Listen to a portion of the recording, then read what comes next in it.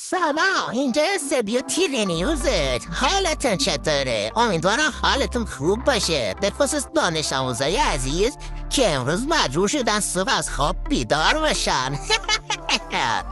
خب بریم با یه آهنگ خوب و حال خوب کن. بوی ماه مه. قطعش کن آقا، قطعش کن، حالمو بد شد. این چه آهنگی بود گذاشتی؟ بیا این خوبه. بیا